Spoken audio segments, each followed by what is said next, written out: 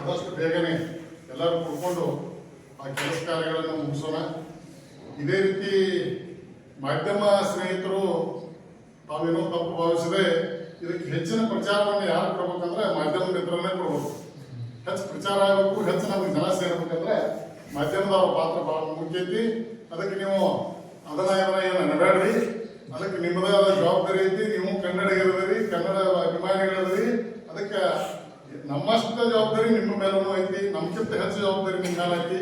ಅದಕ್ಕೆ ಆ ಕಾರ್ಯವನ್ನು ನೀವು ಮಾಡ್ರಿ ಅಂತ ಹೇಳಿ ನಾವೊಂದೆರಡು ಮಾತು ಮುಗಿಸ್ತೋ. ಅದರ ಜೊತೆ ವೇದಿಕೆ ಮೇಲಿರುತ್ತೆ ಎಲ್ಲ ಗಣ್ಯರಿಗೂ ಈ ಕಾರ್ಯಕ್ರಮದಲ್ಲಿ ಭಾಗಿಯಾಗಬೇಕಾಗಿ ಧನ್ಯವಾದಗಳನ್ನು ಹೇಳ್ತೀನಿ. ಅದೇ ತರನಾಗಿ ಇವತ್ತು ಜಿಲ್ಲಾ 17ನೇ ಜಿಲ್ಲಾ ಸಾಹಿತ್ಯ ಸಮ್ಮೇಳನದ ಕುರಿತು ಪೂರ್ವಭಾವಿ ಸಭೆಯನ್ನು 3ನೇ ಪೂರ್ವಭಾವಿ ಸಭೆಯನ್ನು ಹಮ್ಮಿಕೊಂಡಿದ್ದೀವಿ.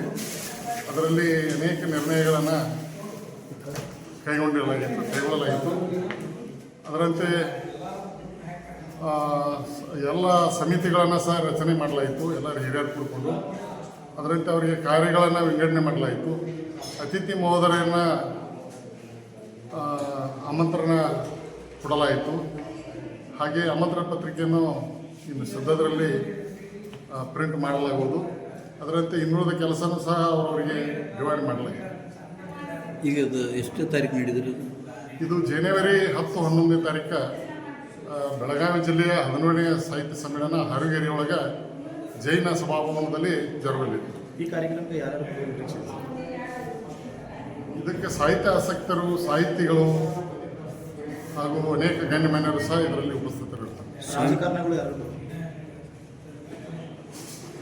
ಈ ನಮ್ಮ ತಾಲೂಕಿನ ಶಾಸಕರು ಇದು ಸ್ವಾಗತ ಸಮಿತಿ ಅಧ್ಯಕ್ಷರಾಗ್ಯಾರು. ಅವರ ನೇತೃತ್ವದಾಗ ಇನ್ನೂ ನಾವು